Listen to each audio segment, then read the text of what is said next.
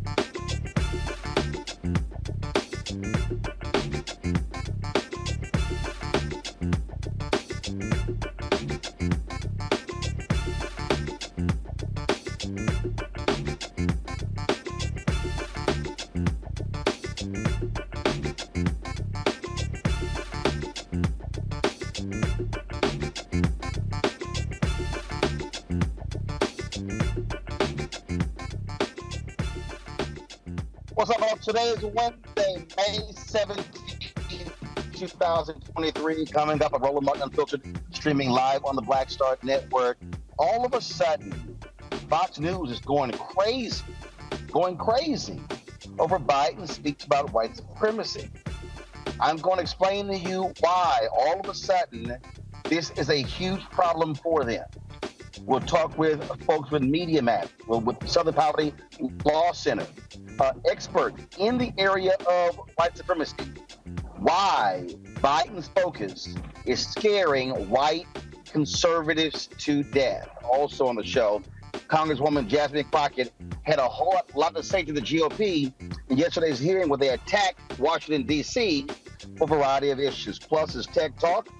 We'll have our guest on the show as well. Lots to break down. You're watching Roland Martin Unfiltered. The Black Star Network. It's time to bring the funk. Let's go. He's got it. Whatever the miss, he's on it.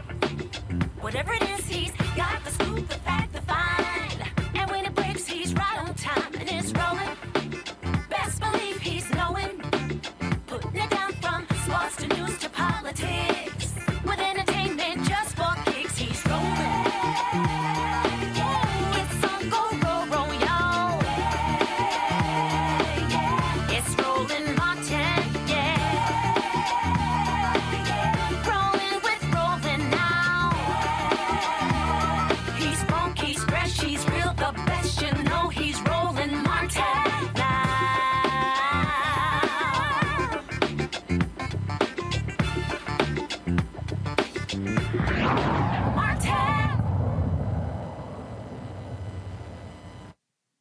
For the last 2 days, folks, I've been breaking down methodically Fox News and white conservatives being angry, just angry at President Joe Biden because he chose to speak about white supremacy in his commencement speech to Howard University on Saturday. They are angry that he was talking to black people. Now, Harris Faulkner, Rachel Campos Duffy, Will Cain, Peter Hegseth, all of them, they all been lying, claiming that, Biden hasn't discussed this in other places. He has. But you got to ask yourself the question, why is this hit dog hollering? Why are they so upset? Well, yesterday, Jesse Waters, angry and upset, and he actually had the audacity to try to have some advice for black people with his race-baiting self. Watch this fool. Biden didn't talk like this in the 80s, the 90s, and the 2000s. In fact, it was just the opposite. Why all of a sudden is white supremacy the biggest threat when race relations have improved? Yeah, he used to talk at Klan members' funerals, from what I remember. No, they're going to keep trying to divide us. This is a very good school. If you graduate from Howard University, you are going places. You are going to be working for white people, and white people are going to be working for you. So to have the president come there and feed them this stuff like they're victims of white supremacy is such a disappointment. And you know what the biggest domestic threat is to young black men in this country? Other young black men with guns. And that's the truth. And if you just talk raw numbers, you got health issues to worry about. Coronavirus killed 1 million people. You got absent fathers, education issues. Maybe there's a mass shooter who's a white supremacist a couple times a year. But in terms of the biggest threat to these very, very intelligent black people that have the world at their fingertips, this is not something I would be drilling into their heads. And this is something that proves that white supremacy is not what people think it is. They rank all of the ethnicities on income in this country. Indian Americans make $100,000 a year on average. Filipino Americans, Japanese Americans, Chinese Americans all make more money on average than white Americans. Hispanic Americans make more money on average than African Americans. And it's all based on education. It's not white supremacy that's the determining factor, it's education. Oh, don't you just love Jesse caring so much about black people that he now is telling black people what our concerns should be, what we should be fearing, what should be a threat to us? First and foremost, when we talk about white supremacy in this country, we're not solely talking about terrorism. We're not solely talking about mass shootings. But then again, when you are the white nationalist network like Fox News, it's not like you really understand that, nor do you actually understand black people. Now, again, you need to understand the strategy and how they operate. Will Cain, who is now hosting this week for the 8 o'clock hour after they fired Carlson, he was talking to Nikki Haley, okay? The same Nikki Haley who supported the Confederate flag when it was up in South Carolina, and she felt there were bigger issues to focus on. So who did she decide to blame for this dramatic increase in white nationalism and white domestic terrorism? Oh, the black guy, President Barack Obama. Why do politicians insist on dividing us and seemingly pushing us toward a race war? You know, you look, inflation's running rampant. You've got wokeism in schools. You've got crime at all-time highs. You've got, you know, illegal immigrants, the totally open border. You've got China on the march. And that has nothing to do with race. And the idea that he brought up white supremacy goes back to exactly what you said. It started with Obama. Now it's with Biden. The leftists insert race into everything, And all that does is pit people against each other, and it doesn't allow us to get to any solutions. So their answer to everything is to blame everybody. Oh, so Nimrata, she actually is trying to blame Obama. It was his fault. Oh, and the left injects race. Never mind the reality that Donald Trump press so many racial buttons, and that's who he was speaking to. See, what I need y'all to understand is the strategy here, okay? What they're angry about, and I need you to listen to me very carefully, okay? What they're angry about, they do not want to see a significant black turnout in 2024. So what they're doing is they're attacking Biden, even though this has not been the first time, and listen to me clearly, this has not been the first speech that he's given where he mentioned white supremacy. He literally gave it in the State of the Union. What they're angry about is that he talked about it to a group of highly educated black folks. What they're angry about is that he is speaking to an issue that we know resonates with black folks, because those students had to deal with a bomb scare on the campus of Howard University.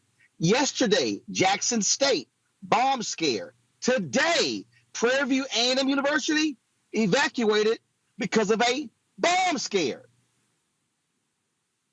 Listen. So what they're freaking out about, is because they want to see black voter turnout go down. They do not want to see black folks turning out in significant numbers. And so I need you to understand strategy. And then you have Elon Musk, from South Africa apartheid, that Elon Musk who made his money off daddy making a lot of money in racist South Africa. He took offense to the shooter in Allen, Texas, being called a white supremacist. And Musk goes, "How dare you?" in an interview on CNBC. Listen. You link to somebody who's talking about the guy who killed children in a mall in Allen, Texas. You say something like it might be a bad psyop. I'm not quite sure what you meant, but... In that particular case, there was somehow that's not that obviously people were killed, but it was, I think, incorrectly ascribed to be a white supremacist action. And the evidence for that was some obscure Russian website that no one's ever heard of, that had no followers. And the company that found this is Bellingcat. Right. And do you know what Bellingcat does? PsyOps. Right. I couldn't really even follow exactly what it was you were trying to express there, so that's in part why I was curious. I'm saying that I thought the ascribing it to white supremacy was bullshit. Okay. And that the information for that came from an obscure Russian website and was somehow magically found by Bellingcat, which is a company that does PsyOps. And there's no proof, by the way, that he was not. There's no. I would say that there's no proof that he is. And that's a debate you want to get into on Twitter? Yes. Because we should not be ascribing things to white supremacy if it's false. There's no proof that he is, even though law enforcement laid out how this guy was a white supremacist. Law enforcement, they even showed tattoos, neo-Nazi swastikas on his body. What the hell do you call that, Elon? This is the same Elon who has brought back racist, white supremacists, neo-Nazis on Twitter, Nick Fuentes and others. So again, I'm trying to connect the dots so y'all can understand what is at play here.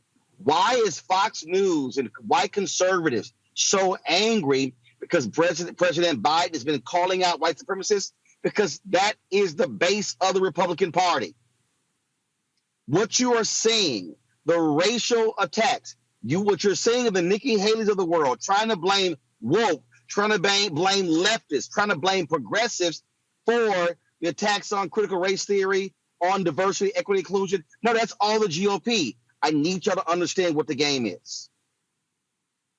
They are scared to death that black people and conscious white people are going to turn on in mass numbers to reject them. So now they're trying to turn the story. Guys, show the photo. Elon Musk says there was no evidence the shooter in Allen was a white supremacist. What the hell do you call this? What do you call this? The racist that killed 10 black people in Buffalo. But Musk, who now owns Twitter, he now can control the algorithm. He goes out and goes, oh no, blast this group saying, hey, what they said was just not true. It wasn't factual. And cats are now run with that.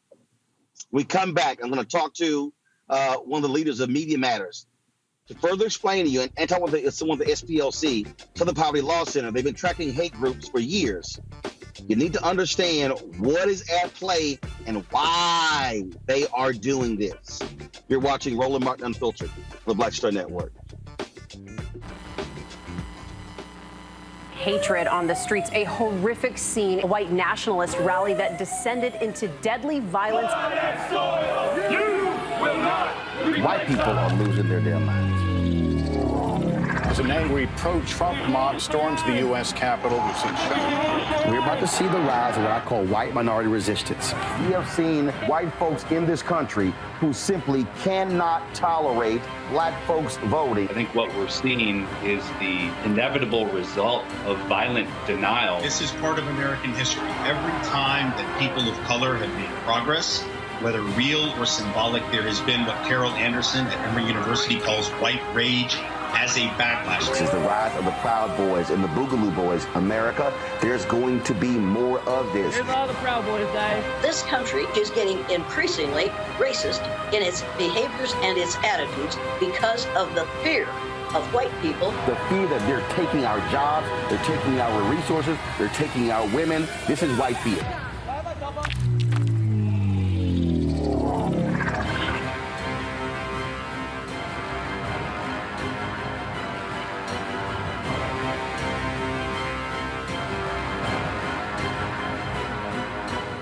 Black Star Network is here. Oh, no punch! I'm real revolutionary right now. Thank you for being the voice of Black America. All momentum we have now, we have to keep this going. The video looks phenomenal. See, this difference between Black Star Network and black-owned media and something like CNN. You can't be black-owned media and be scared. It's time to be smart. Bring your eyeballs home. You dig?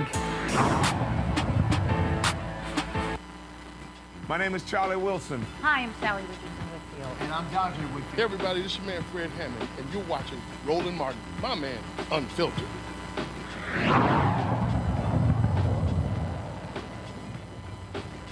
We have these witnesses up here who are trying to tell us, and Mr. Erickson, in his opening statement, let me just point this out. This is the big example that we need to be so worried about, because in Atlanta, apparently, there were 23 individuals arrested for crimes ranging from vandalism to assault. We have 650 people who are murdered in mass shootings every single year. Almost 2 per day mass shootings. Sorry, 600 mass shootings. Far more people. And we're supposed to be talking here about vandalism. Give me a break. You can't even say, you can't sit here, Mr. Erickson. You were an employee of the Department of Homeland Security. And I want to get to that in a minute. You can't even acknowledge what your own agency said, that the biggest domestic terror threat is white nationalism, white supremacy. You're trying to get us, gaslight us up here as if Antifa, which Mr. Rosas, apparently the expert now in organized terrorist activity, has overruled the FBI director who says, there's a headline, says Antifa is an ideology, not an organization. No, no, no. Let's not listen to the FBI director. Let's listen to, sorry, what's your title? Senior writer at Town Hall, who is going to tell us that the FBI director is wrong. And I'd like to introduce, there's no question. I'd like to introduce, by unanimous consent, an AP article saying the FBI director says Antifa is an ideology, not an organization. That was Congressman Dan Goldman. Let me bring in right now, folks, a couple of guests joining us. First and foremost, Craig Harrington. He is the research director for Media Matters for America, Jalea Lyles Dunn, Director, Southern Poverty Law Center's Learning for Justice. Glad to have you both. Craig, I want to start with you. Again, you guys have been tracking Fox News, conservative media for a very long time. And I'm trying to get people to understand there is no coincidence that Biden gives this speech at Howard on Saturday, and Fox and Friends is attacking him on Sunday, and Outnumbered is attacking him on Monday, and then The Five, and Jesse Waters, and Will Cain. We can go on and on and on. And so this tracks with Ben Shapiro. We can go on. It tracks with what the right wing does, how they, again, marshal their forces, all of a sudden talk about the very same thing. Not the other issues he mentioned in the speech, but white supremacy, because they are deathly afraid of people pairing, frankly, their followers with what Biden's talking about. Yeah, I mean, you hit the nail on the head, and I want to thank you again for having me on. What we saw over the weekend on May 13th, on Saturday, President Joe Biden addresses the graduating class at Howard University. And congratulations to all of the graduates of class of 2023.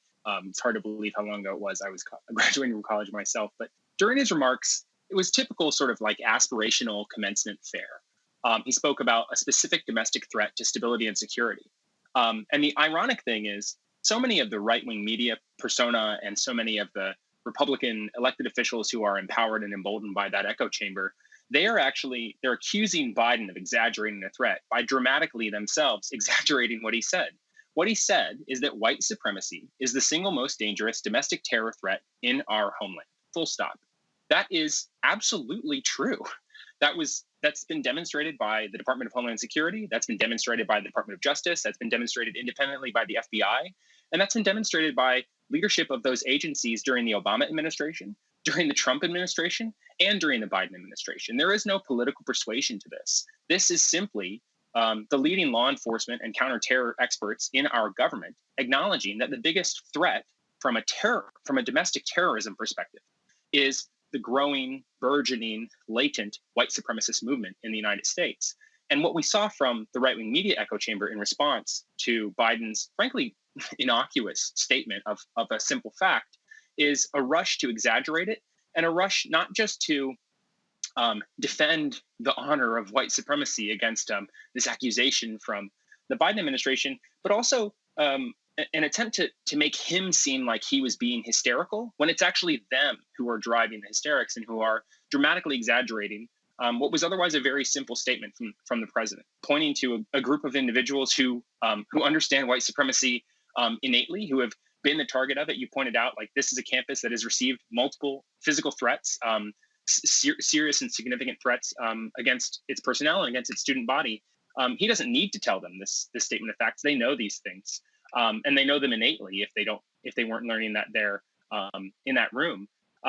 But the media hysterics from the right, from Fox News, from the podcasters, from the YouTube extremists, it really points to their own their commonality, or their sense of commonality with this, what you were describing as the Republican base. The rush to defend white supremacy against this attack, these accusations from the liberal woke mob at the FBI, it really is telling on themselves that they see this as a core constituency that they need to defend, in addition to the electoral and political calculus that they're employing, where the hope is to imply that Biden is somehow racially divisive and unworthy of the support of these future Black voters in 2024.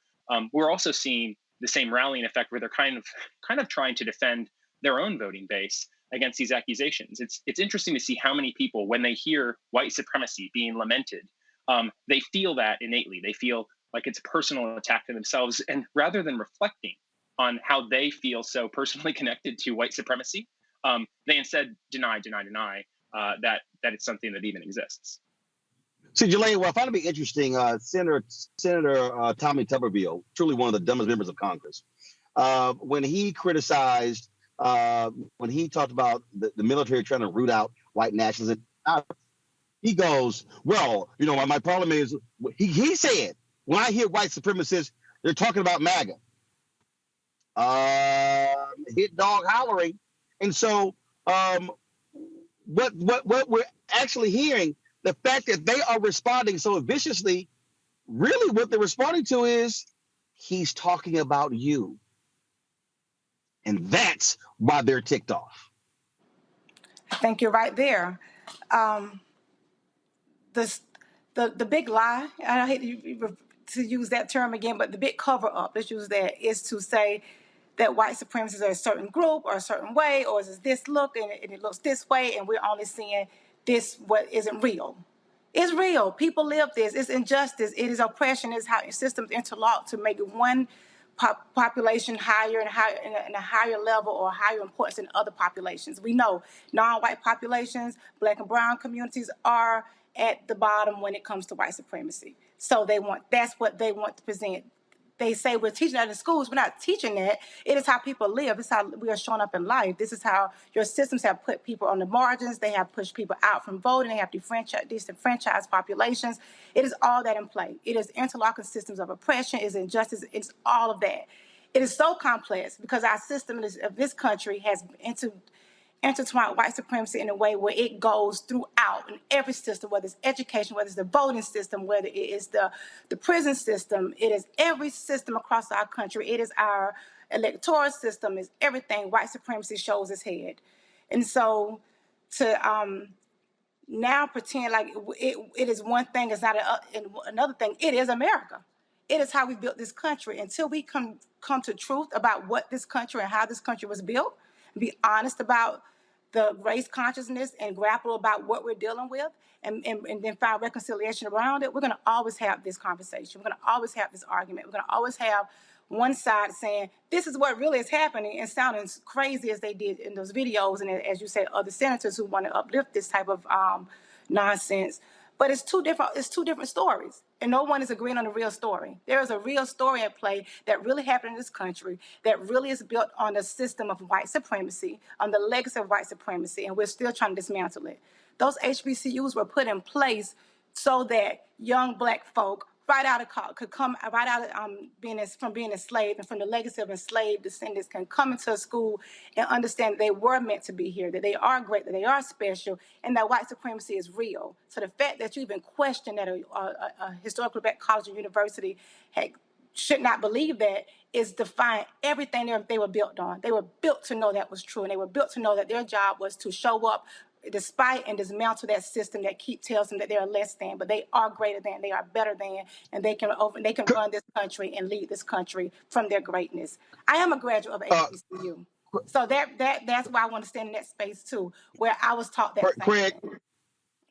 Craig, the thing here, and again, what I need people to understand, it's the narrative. It's the setting of the narrative. That's what Fox News is doing, and so what they're trying to say to all of their white listeners, because they don't have many Black people who are watching them. They're trying to say they're attacking you, they're coming for you. I don't care what Nikki Haley says, the Republican Party desperately needs to gin up race in order to drive and stoke the white fear of their voting base, because they need that turnout. That's what Moms for Liberty does. That's what the whole anti-CRT stuff was all about. That's what now with the whole DEI stuff was all about. Fox News wasn't covering these races. They were marching in Washington, D.C. on this weekend because they know that's who watches them. Yeah, it's very interesting that you pointed out, you began this sort of segment by highlighting Jesse Watters. Jesse Watters, the rumor mill is churning here about Fox News. Jesse Watters seems to be one of the primary beneficiaries of the downfall of Tucker Carlson late last month.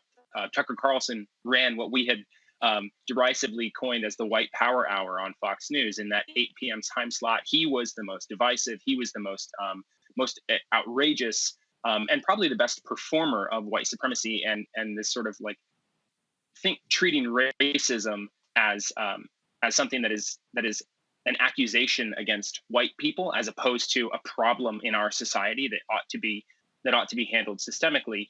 Jesse Watters is the one who seems to be the most likely to succeed and benefit from Tucker Carlson's downfall, and he is really kind of stretching his wings, stretching his legs, so to speak, and getting himself spooled up for the role. He already has a primetime show.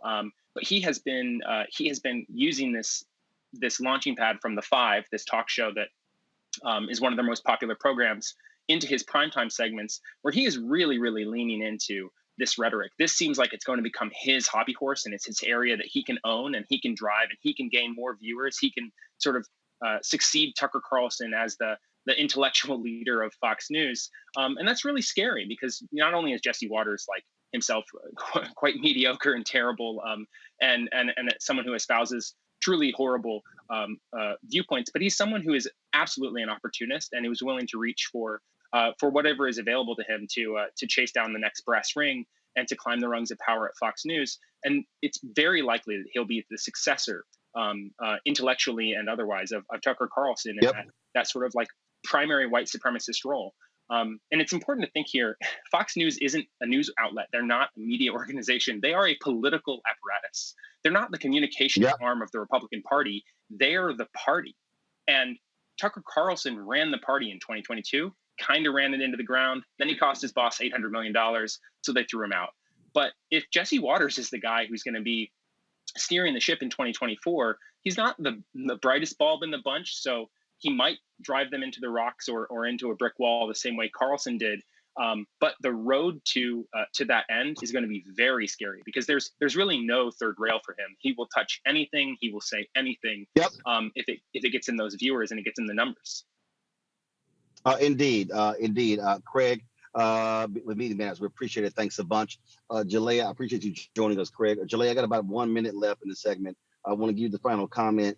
Y'all track these white supremacist groups, and the reality is the numbers don't lie. We are seeing a dramatic increase. They are reaching out to next generation because they are pressing the white fear buttons. Absolutely. And the groups are growing. You're so right. And the types of groups, the radicalization of younger people, the radicalization of folk that you wouldn't have thought would be around the table, that traditionally wouldn't be considered white supremacists, is being tracked this year. We have new reports coming out soon. You should stay tuned of who we have tracked in our states and across our country at this point. And the numbers are increasing, and they're increasing in different ways and across different topic types. So this is real. This is happening. We are not making it up, and it's our job to make people know, to be aware, to be clear, and to not believe whatever junk and these well-funded political media systems have put in place. Because it's not. This is real, and it's real life, and it is a danger to our democracy and to our country. Indeed. Jalea of the SPLC. Michelle, appreciate it. Thanks. Thank you. Want to thank Craig for joining us. Folks, we come back. I'll talk to my panel about this very issue. Again, I'm trying to warn you what's going on here, folks. This is all about electoral politics. You need to understand why they are so angry, and we must be prepared to exercise our power. You're watching Roland Martin Unfiltered right here on the Black Star Network. That was a pivotal time. I remember Kevin Hart telling me that. He's like, man, what you doing, man? You got to stay on stage. And I was like, I'm young, thinking, I'm good. And he was absolutely right. What show did you have at that? This was one-on-one.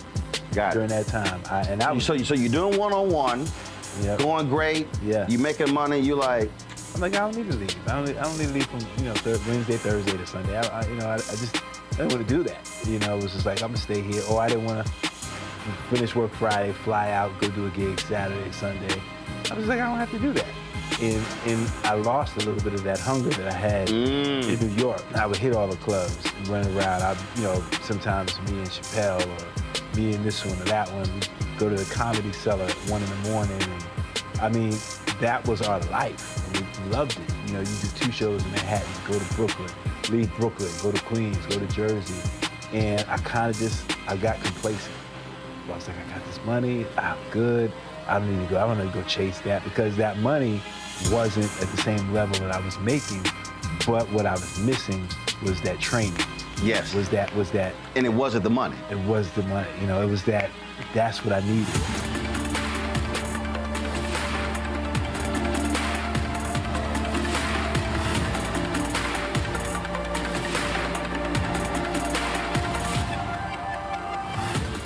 Hatred on the streets, a horrific scene, a white nationalist rally that descended into deadly violence. White people are losing their damn minds. As an angry pro-Trump mob storms the U.S. Capitol, we've seen shooting. We're about to see the rise of what I call white minority resistance. We have seen white folks in this country who simply cannot tolerate black folks voting. I think what we're seeing is the inevitable result of violent denial. This is part of American history. Every time that people of color have made progress, whether real or symbolic, there has been what Carol Anderson at Emory University calls white rage as a backlash. This is the rise of the Proud Boys and the Boogaloo Boys. America, there's going to be more of this. Here's all the Proud Boys, guys. This country is getting increasingly racist in its behaviors and its attitudes because of the fear of white people. The fear that they're taking our jobs, they're taking our resources, they're taking our women. This is white fear.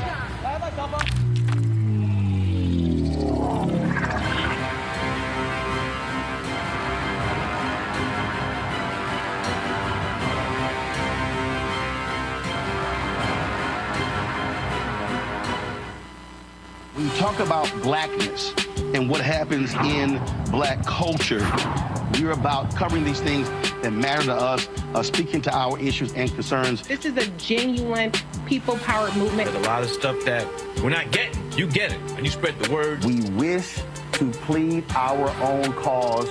Too long have others spoken for us. We cannot tell our own story if we can't pay for it. This is about covering us. Invest in black-owned media. Your dollars matter.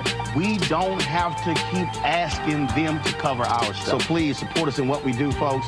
We want to hit 2,000 people, $50 this month, raise $100,000. We're behind 100,000, so we want to hit that. Y'all money makes this possible.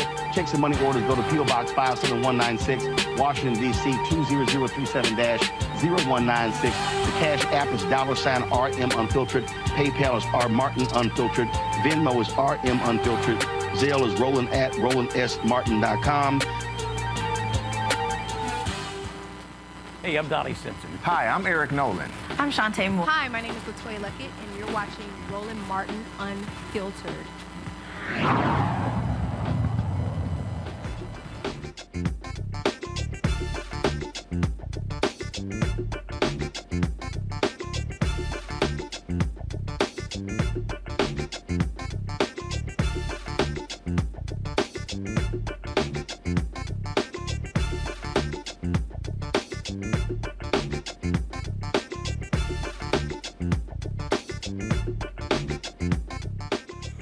All right, folks, introducing our panel, Robert Patillo. He is the host, People, Passion, Politics, News and Talk, 1380 WAOK in Atlanta.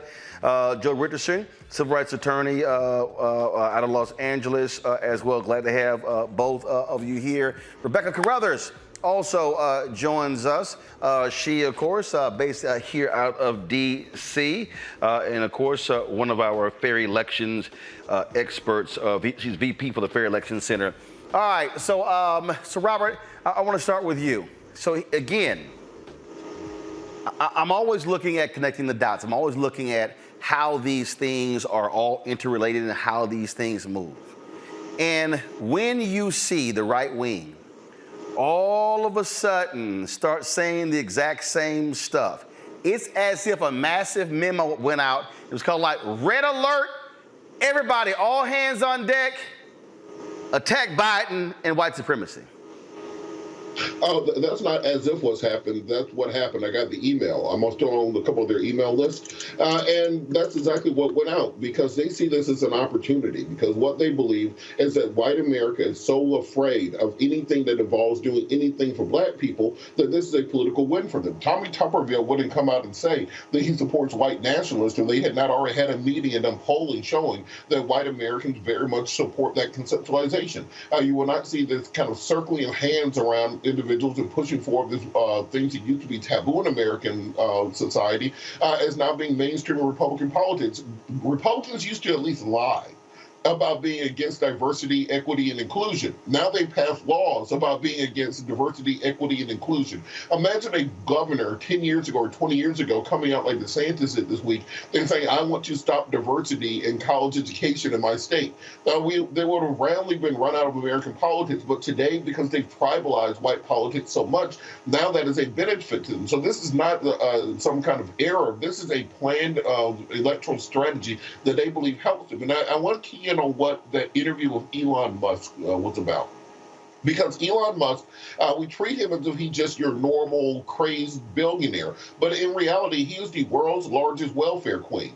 Elon Musk does not have real and actual money. What he has is government handouts. And I think that it is time for us as Black people to start going after those government handouts that he's getting. He just got $3 billion from the United States government last year for the human landing system as part of the Artemis program. We need to be contacting NASA Administrator Bill Nelson and also Senator Patty Murray, who's over the Senate Appropriations Committee, and say to reopen the competition for that human landing system, allow Jeff Bezos and Blue Origin, allow Dynetics, allow many of the other companies that bid on it to open that back up. Because why are we paying Elon Musk $3 billion to support white supremacy?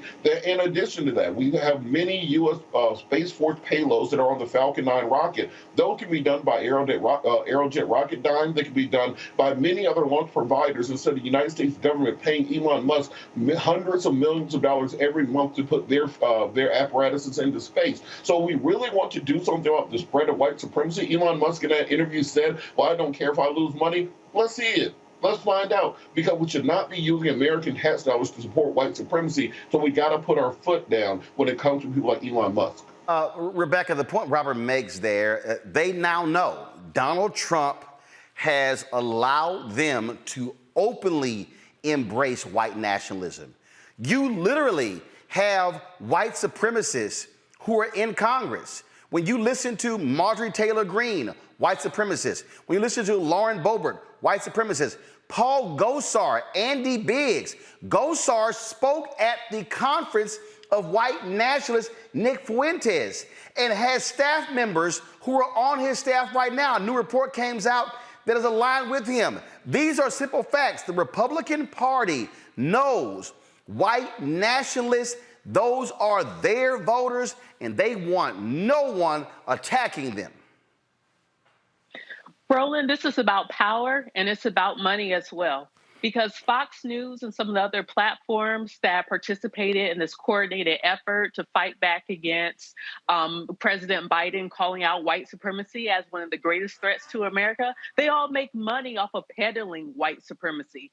Tucker Carlson, it is so interesting that as many years that Tucker Carlson has peddled white supremacy, all of a sudden a text went too far and they have to do something about it. No, he actually started to lose money for Fox. So Fox was fine with white supremacy until they started to lose money. But when we take a step back and we look at the power aspect of this, is you mentioned that there are members of Congress who are white supremacists. And there's also local sheriff, there are district attorneys, there are judges, there are people in pretty powerful positions that impact people's day-to-day life who are also white supremacists.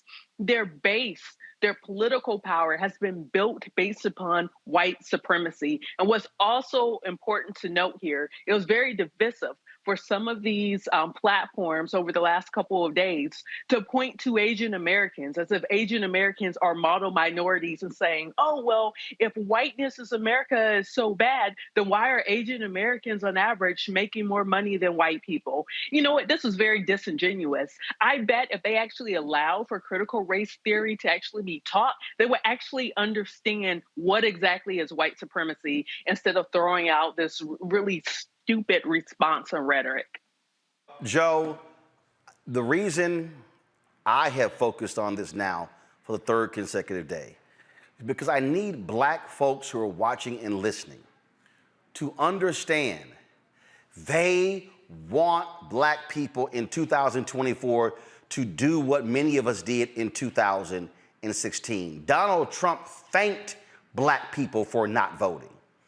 That's what they want. We saw a drop-off in the 2022 midterm elections, and they are hoping there's a repeat of that in 2024. absolutely. It's interesting because you have a situation where, as it pertains to white supremacy, I mean, to Robert's point, DeSantis and everybody else, they're passing the laws that they want to. They're talking about these things in the open. So as it pertains to white supremacy, we can do it, we can instigate it, we can support it, but we don't want Joe Biden talking about it because that elevates the discussion and that creates the urgency that brings people out.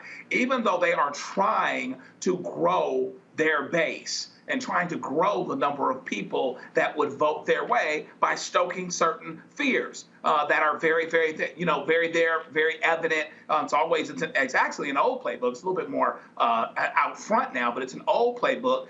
Get black folks that don't have a whole lot and white folks that don't have a whole lot fighting against each other. Remind the white person that at least he's superior to you, but not if you let them take this away from you, and so you support us. And meanwhile, the income gap grows,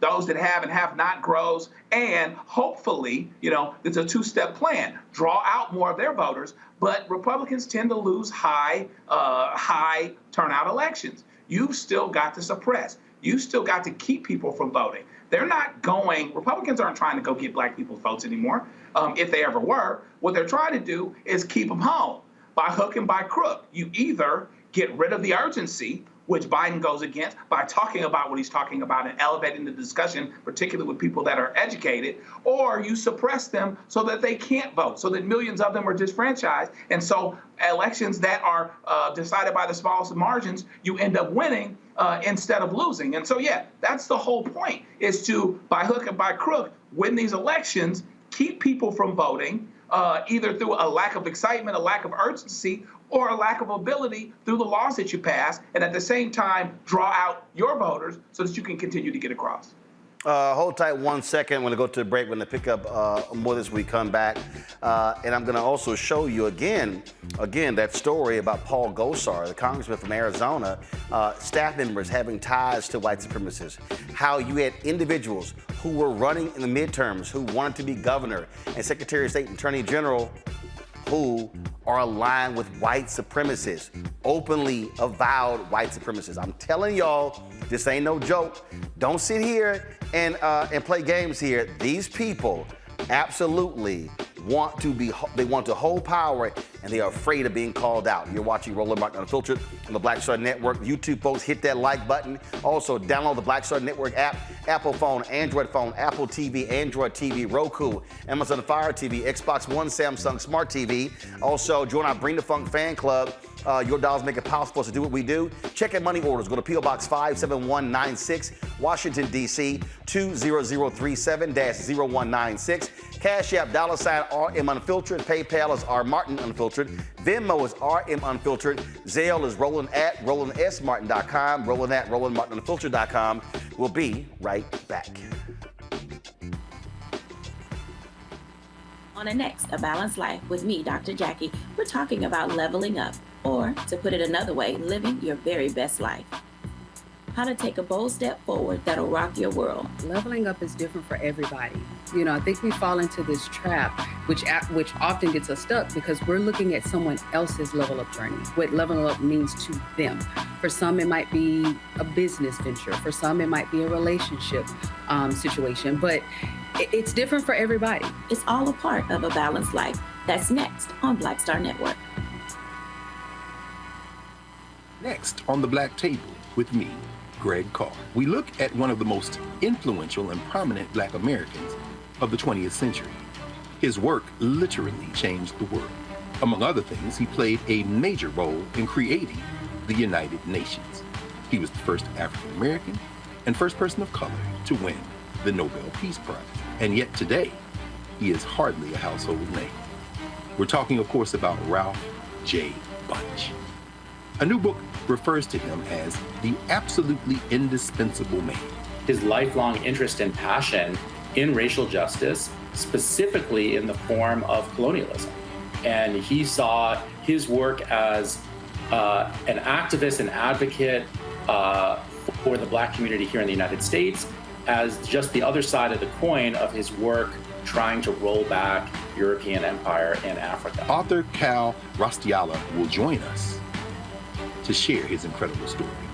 That's on the next Black Table, here on the Black Star Network. Hello, everyone. It's Kiara Sheard. Hey, I'm Taj. I'm Coco. And I'm Lily. And we're SWV. What's up, y'all? It's Ryan Destiny, and you're watching Roland Martin Unfiltered.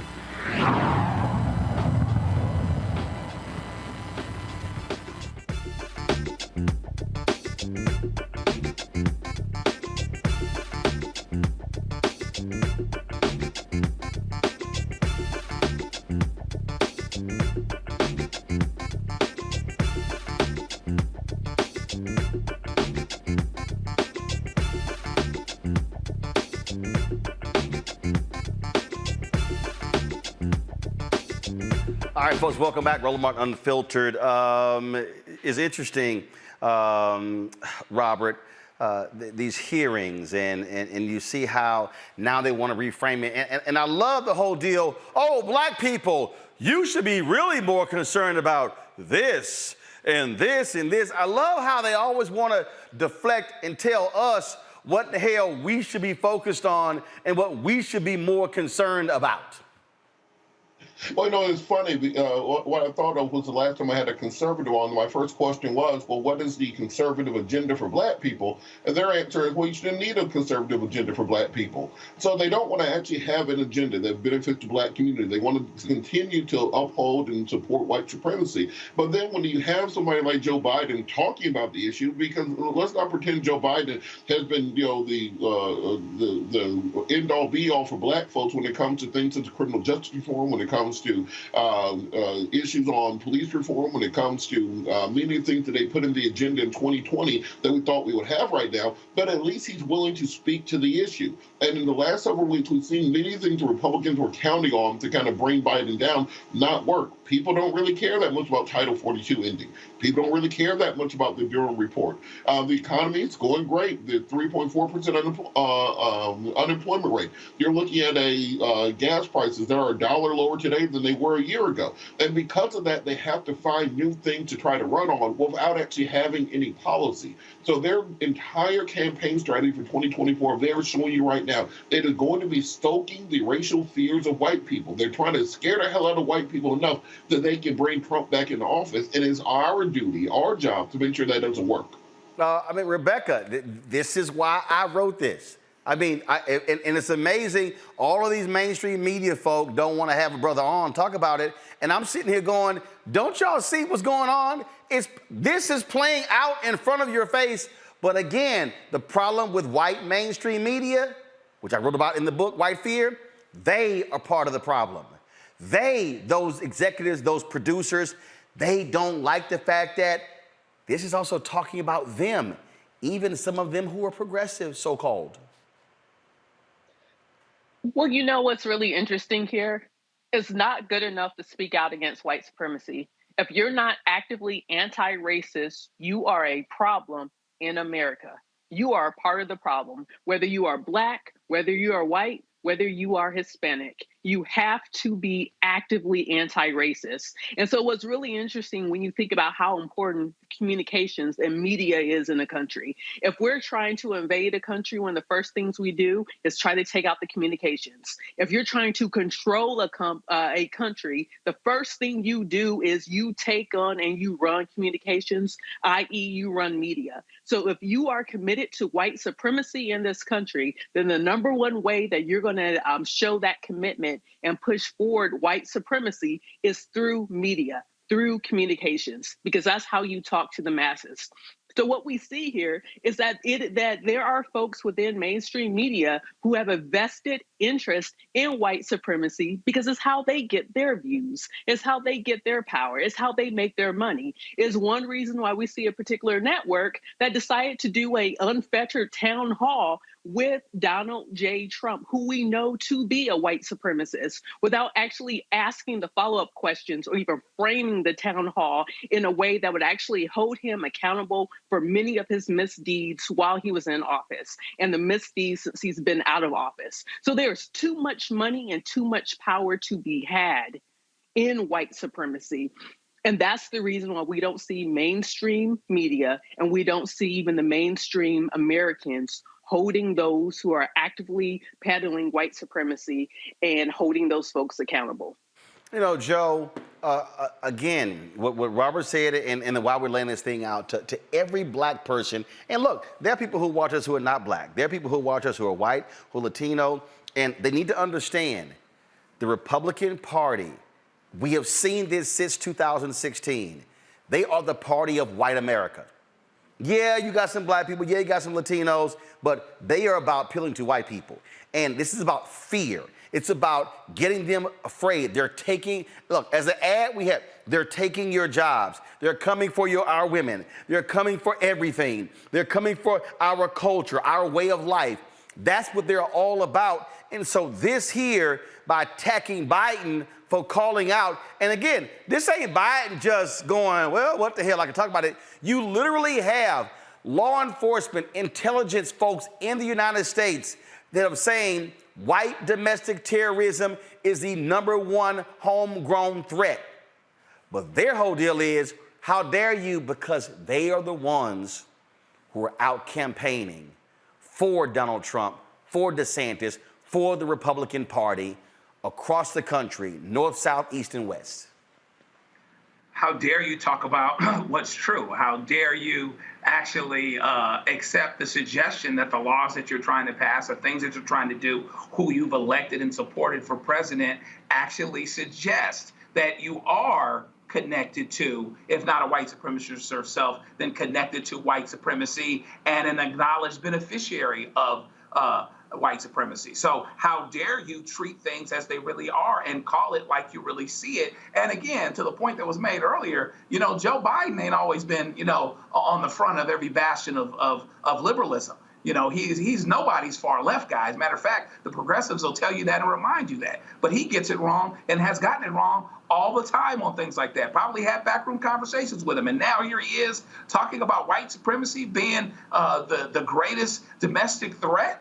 You know, again, but you've got the laws that you're passing, you've got the things that you're doing, and you're saying you're not a duck, but you're quacking, you're swimming in water, you got webbed feet and everything else. So it's interesting. They've been able to do this in plain sight, though. I mean, you know, you got to give them a little, you got to give them a little slack here, guys, because at the end of the day, these cats had Donald Trump say the things that he said, and because we are a sexist country, and because we didn't like Hillary's personality, and we didn't show up, we didn't elect her, you know, we have not elected people that we normally would elect. I mean, George Bush probably was the biggest beneficiary of Donald Trump's whole thing, because it's all like George Bush, everything is everything, like he never did anything wrong. He had some problems down there in Florida, and that same Florida state that gave him the election, as it turns out, the Supreme Court did, is the same Florida that's having the problems now. Well, we forget that we've been here in a way. Well, absolutely. All right, folks, hold tight 1 second.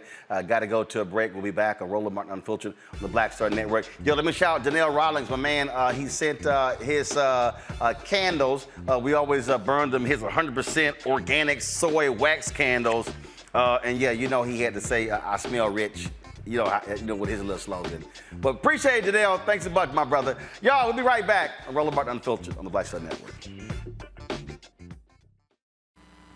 On the next Get Wealthy with me, Deborah Owens, America's Wealth Coach, nurses are the backbone of the healthcare industry, and yet only 7% of them are Black. What's the reason for that low number? Well, a lack of opportunities and growth in their profession. Joining us on the next Get Wealthy is Needy Bartonelli. She's going to be sharing exactly what nurses need to do and what approach they need to take ownership of their success. So the Black Nurse Collaborative really spawned from a place and a desire to create opportunities to uplift each other, those of us in the profession, to also look and reach back and create pipelines and opportunities for other nurses like us. That's right here on Get Wealthy, only on Black Star Network. Next, right here on The Frequency, the woman they call the Gifted Eye, hip-hop celebrity photographer Corey Soldier. She's the master storyteller that captured the history of hip-hop through the lens of her camera. Tupac comes out, the next thing you know, you didn't know who they were at first. You just seen all these dudes just come rushing the stage. Then you realize Biggie gets a bottle of champagne, he pops it open. sprays it on the crowd, he drinks the bottle. Corey Soldier, the hip-hop celebrity photographer, joining me right here on the next episode of The Frequency on the Black Star Network. Hey, I'm Cupid, the maker of the Cupid Shuffle and the Wham Dance. What's going on? This is Tobias Trevelyan. If you're ready, you are listening to and you are watching Roland Martin Unfiltered.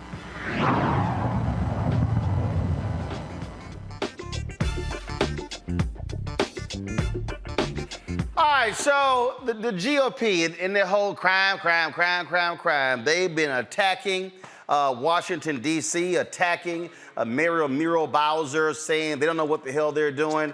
Well, there was a hearing yesterday on Capitol Hill and was more the usual. But Congresswoman Jasmine Crockett from Texas, she actually, my congresswoman, I'm still registered to vote there. Let's just say she used her 5 minutes to bring the heat to the Republican Party and was even checking them to their faces. Oh, this is good, y'all. This is good. As is Ms. Crockett from Texas for 5 minutes. Thank you. I don't know that I can get through all that I need to say in 5 minutes, but I'm gonna do my best. We're gonna start off with sexual abuse. I am so excited that my colleagues across the aisle care about sexual abuse, considering that the front runner right now for like presidency is kind of just been found liable of sexual abuse. So I'm excited because this may mean that finally some folk will back off from supporting him because we don't support sexual abusers in this chamber. So I'm happy about this. But let's talk about facts versus fiction.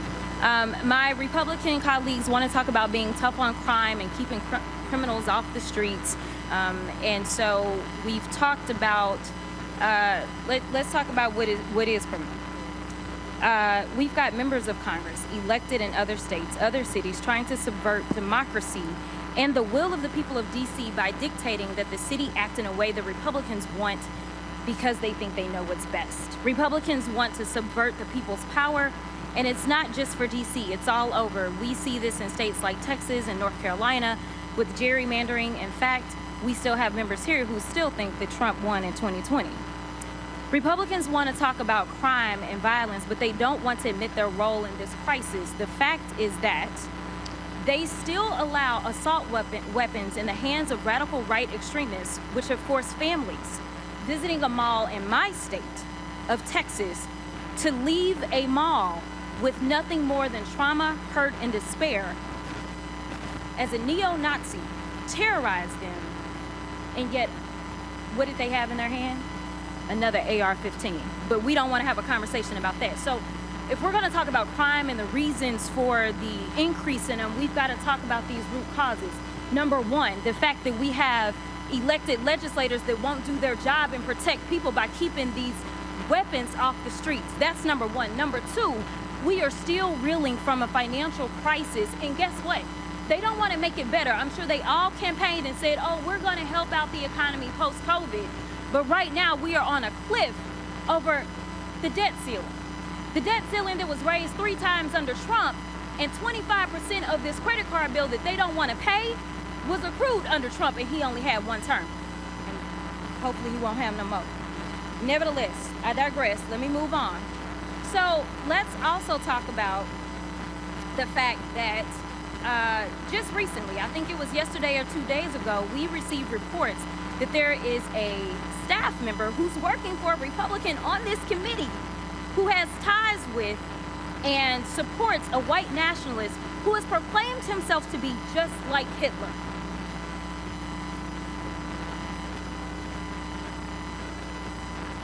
I don't really know what to say, except for the fact that this is a farce, all right? Because the fact is, we've got an increase in crime all over. If we really want to be real about it, let's talk about it. We're talking about D.C. right now, but the murder rates in red states like Louisiana, Mississippi, Alabama have statistically exceeded those in blue states like Illinois, New Mexico, and Michigan every year since 2000. But since my colleagues feel the need to meddle in local affairs of D.C., then let's look at where there might be issues. To be clear, D.C. doesn't control most of its own post-arrest criminal justice system. Instead, the federal government administers most of it. So I have a few questions, yes or no, for you, Mayor Bowser. The federal government, not DC, has the authority to prosecute nearly all crimes committed by adults under DC law. That's correct. The federal government appoints judges to the local DC courts. That's correct. The federal government has jurisdiction over community supervision and adults charged or convicted of DC crimes. That's correct. The federal government has jurisdiction over the incarceration of adults convicted of felonies under DC law. Correct.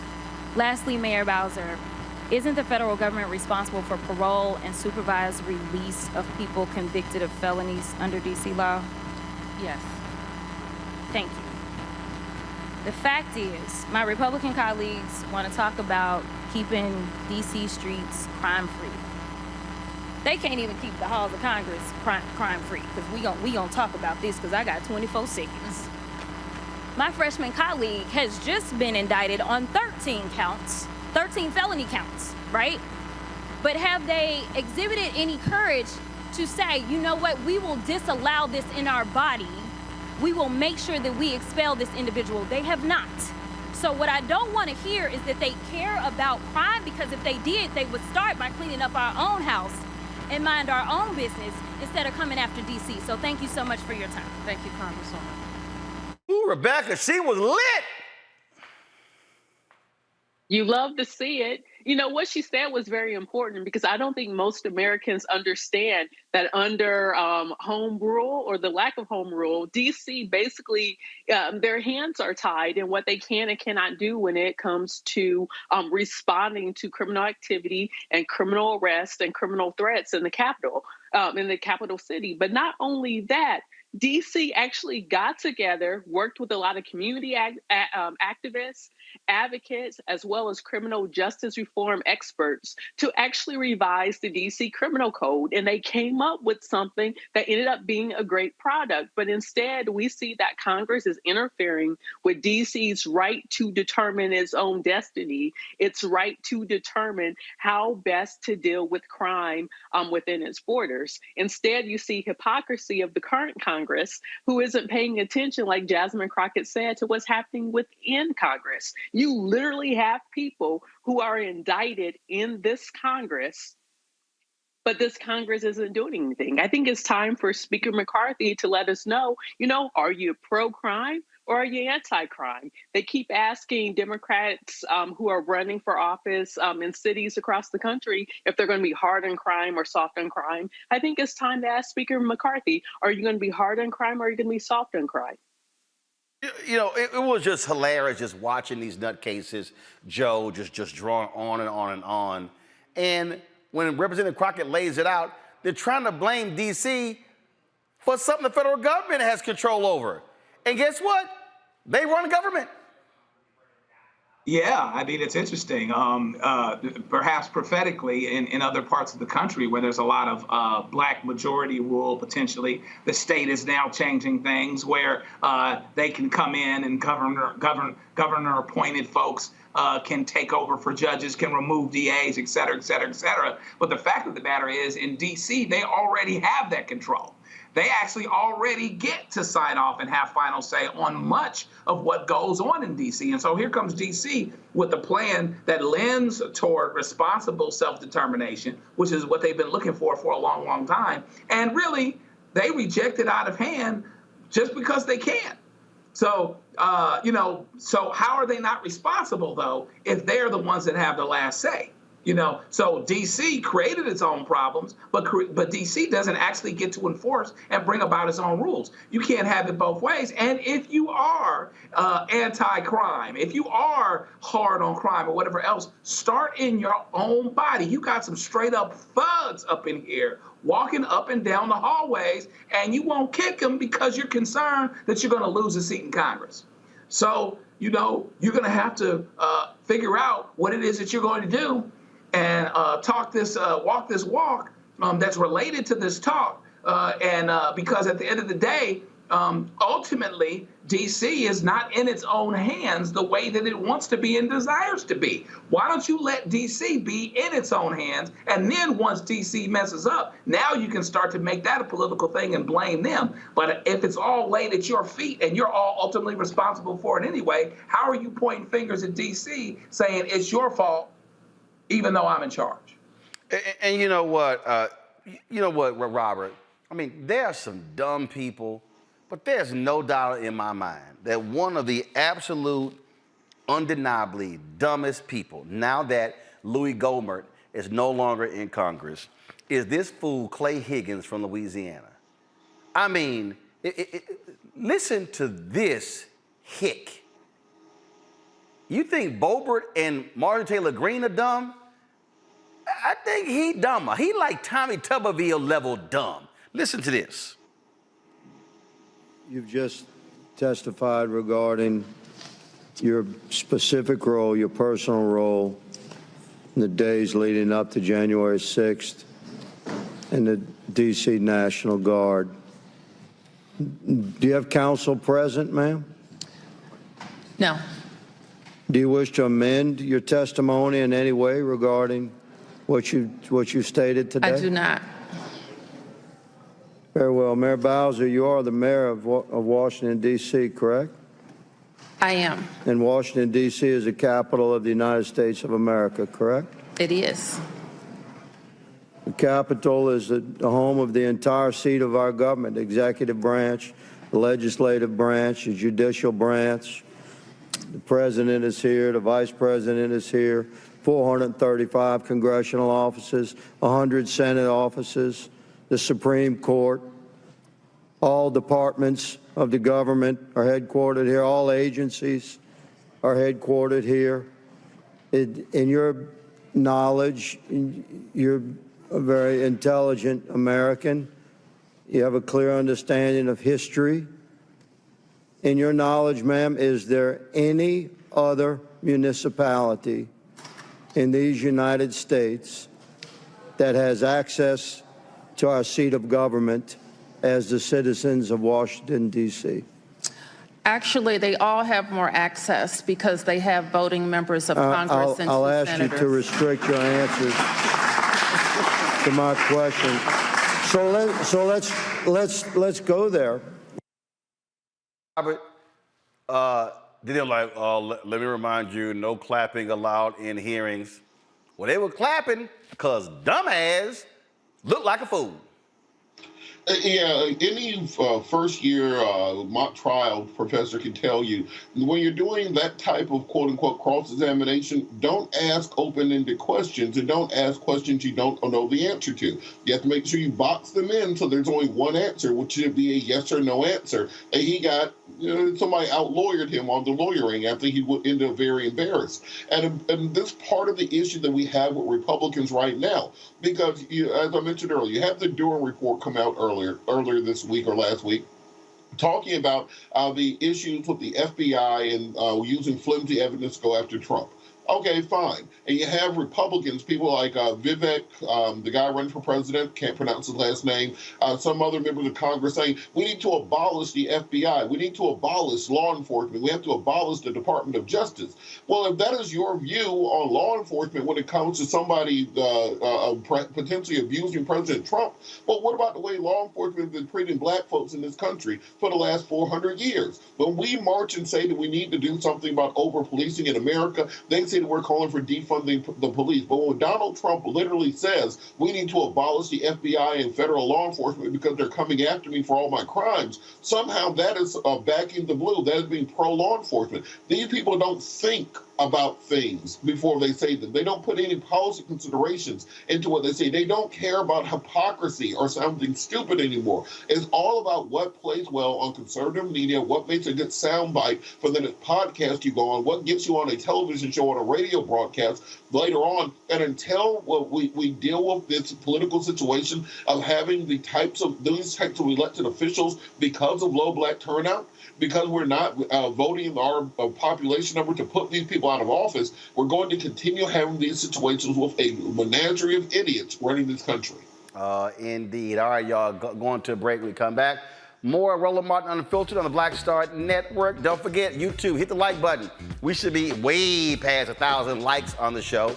Then, of course, if you're watching on the app, We want you to hit that like and share button as well. Same thing with Facebook. Again, download the Black Star Network app for Apple phone, Android phone, Apple TV, Android TV, Roku, Amazon Fire TV, Xbox One, Samsung Smart TV. We also want you to support us. We're now Amazon News, our 24-hour streaming channel is on Amazon News. You can watch it, folks, right there. Go to Amazon Fire, then go to Amazon News. We're there. You can also support us with your dollars. Send your check and money orders, P.O. Box 57196, Washington, D.C. 20037-0196. Cash App, $RM Unfiltered. PayPal, R Martin Unfiltered. Venmo is RM Unfiltered. Zelle, Roland at RolandSMartin.com. Roland at RolandMartinUnfiltered.com. And of course, be sure to get a copy of my book, White Fear, How the Browning of America is Making White Folks Lose Their Minds. Available at bookstores nationwide. Download your copy on Audible. We'll be right back.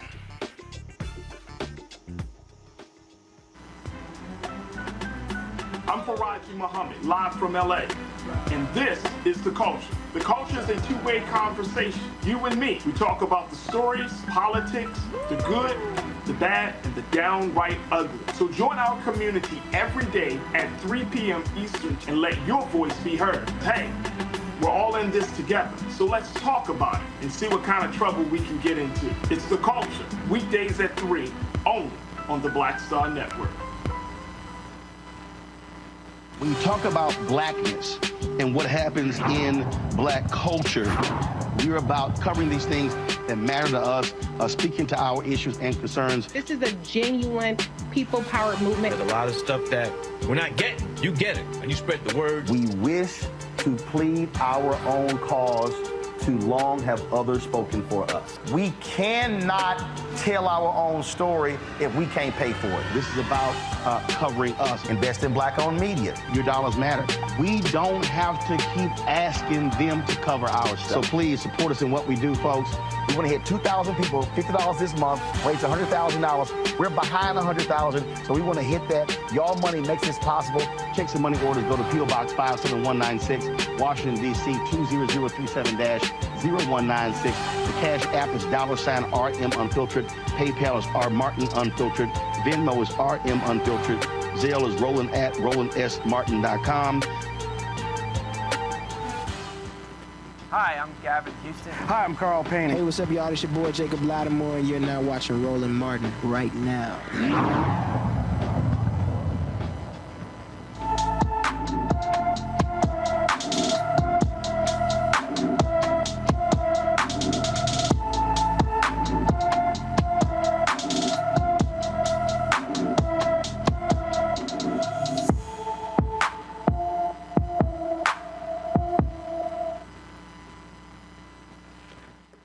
All right, y'all, Black and Missing here. Of course, we have this young man, DeAndre DeJesus, weighs height 5'11", weighs 140 pounds, black hair and brown eyes. He's been missing from Miami, Florida, folks. You know, we always cover these stories. It's important for us to spread the word. If you actually have any information with regards to the whereabouts of this young man, please, we want you to call the Miami Police Department. This absolutely matters, folks, because, again, our kids are missing, and we don't get the same attention as we, of course, see all the time when white folks come up missing, which is why we do this every single day. Now, y'all know if a white woman or a white child came up missing, we would have Amber Alerts going on every single day. And so, please, again, DeAndre DeJesus missing from Miami, folks. And so please, the number is there on the screen, and we want you to please make that phone call because we need this young man to be found.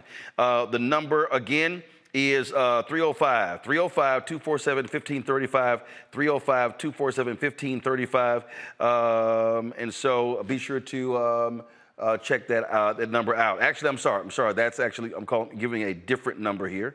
So let me pull this number up here. I have a different one. Let's see here. Here we go. So you got the number there on the screen, and so please call that particular number there. Let's go to headlines, y'all. And first and foremost, Kid Rock is catching a lot of heat because he contributed $5,000 to the fund of Daniel Perry. That's the white man in New York City who killed Jordan Neely, choked him to death. Here's what's so crazy. More than $2 million has been raised for the defense fund of this former Marine. Florida Governor Ron DeSantis literally put out a tweet asking folks to give. Then Nikki Haley, she comes out. Do we have sound of Nikki Haley on this one? Talking about she actually has called for the governor of New York State, Kathy Hochul, to pardon this dude. Joe, what the hell?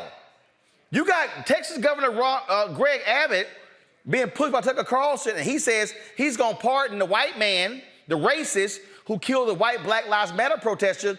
Now you got Nikki Haley saying, oh, the governor of New York should pardon this guy. How all of a sudden is Daniel Perry now the latest Kyle Rittenhouse for the Republican Party? So we got it? All right, press play. Because they will know that there's no accountability for anyone who tries to stop them. Yeah. And if she pardons him, that sets a right on a lot of things. It'll put criminals on notice, and it'll let people like Penny, who really were very brave in that instance, it will let them know that we've got their back. Exactly. We need more Daniel Pennies, and we don't need a disincentive for strong men or women standing up in moments of crisis. And we need leaders, and this is why I wanted to see what your answer would be to that moment from 2020. We need leaders who will stand up with strength in these moments where we are surrounded by fear. I have to go quickly, but I want to have a longer conversation with you. I hope that we have a longer conversation, but I do want to ask you this question on the way out. It's one that I think— So while Joe, Penny is now, again, their newest Kyle Rittenhouse. Yeah, he is, and he's got $2 million. He'll be able to mount up a pretty good defense, and in liberal New York City, he's got a good chance of at least hanging that jury. You know, New York is very interesting because it reminds you of the paradox that is America. You know, even you think, well, you're in New York, and so therefore, we have Democrat mayors and we have Democratic governors or whatever else. But going back decades, Rudy, Trump. You're at a place that is a hotbed of racism. There's a whole lot of pressure there. And when someone, a white military guy, kills a black man, there's value to that white man's life a little bit more than there is to that black man's life. And so therefore, that's why we've reacted the way that we have. If he killed a white person, this would be a different person, different situation. If it was a black man killing a white person, they'd be wanting to throw the book at him. So suddenly, whether it's in Texas or whether here it's in New York City, you've got folks that are pro-crime and sometimes build their careers on being pro-crime that turn around and say, pardon ahead of time. Don't even let the system do its work, a system that frankly often advantages folks that are white and folks that have resources, and Mr. Perry is in that situation if he wasn't before. I guess the only thing that's funnier in a sad way is the whole idea that Nikki Haley actually thinks she's going to get through this crowd,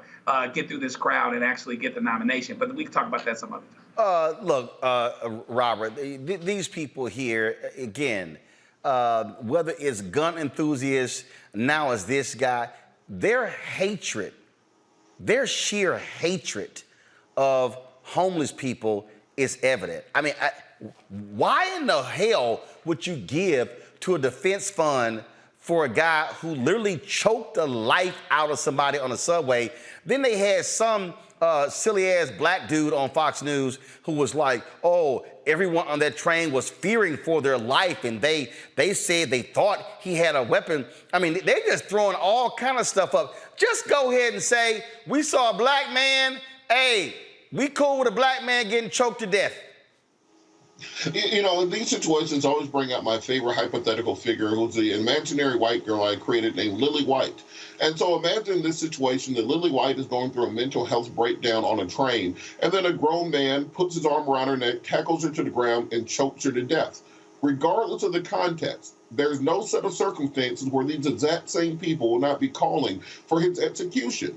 And that's just the reality of America today, that if you are a little white girl, you can put her either a cheerleading outfit or a Girl Scout uniform. So if little Lily White, her college cheerleading outfit, is going through a mental breakdown and is choked to death and strangled on video on a train, there's no set of circumstances where we will see the same reaction to when it's a grown black man going through a mental health crisis being killed. The reason the slogan was, before the group, before the organization, before it was denigrated, Black Lives Matter, is exactly this. We have to give value to Black lives. These people who are donating don't give any value to that Black life. They don't see him any different than being an animal or a rat on the train or a cockroach or any other kind of public nuisance. And when they say, well, the people on the train were happy about that, that's to tell you everything you need to know about America right now. Because when we see people who are black and we see people who are poor, we see subhumans in large parts of this society. We see individuals who do not have civil rights or human rights or even the right to exist. We see nothing other than a pest. And that's the way they treated this individual. That's the way these donators are treating him. That's the way right-wing media are treating it. They see somebody who kills a black homeless man as a hero the same way that somebody stepped on a spider. And that's the scariest part of this situation, because all you need is one Upper East Side wealthy Fox News MAGA viewer on that jury who may have had one interaction with somebody or a homeless person or someone on the train one time in their life, and this man will be acquitted, and then will take his millions. He'll go on a media tour like Kyle Rittenhouse. He'll write books like George Zimmerman, and he will be set for life, because the value of a black man in this country is so low that it's actually a tradable asset that benefits people for executing. Rebecca, there was a Latino man in Houston who was on a date, and that was somebody in the parking lot had gotten $20 from the woman he was going to meet on his date and gotten 20 from him. He basically swindled them out of the money. And then when the guy found out that he'd gotten ripped off for $40, he literally got up from the dinner, went outside, went to the parking lot, chased the dude, shot the dude, went back, sat down, and finished the date. It wasn't until a couple days later that the woman who was on the date, she called the cops, and the guy was arrested for murder. These folks today, they would likely hail him as a hero. And so I'm sitting there going, this dude? And again, I don't know nothing about Daniel Penny, but when you are when you're a former Marine, you are trained to kill in hand-to-hand combat. He knew he could kill that man. He heard this man dying. And these people are saying, oh, that was a great spectacle. These are the folks who if they were back in the Roman days, would be sitting here going, thumbs up, thumbs down. These people are sick and demented. So let's get this straight. So Nikki Haley, who's a contender for the Republican nomination to be president of the United States of America, just contending for nothing. Let's be clear, Rebecca. Her ass ain't contending for nothing, but she announced she's running. Go ahead.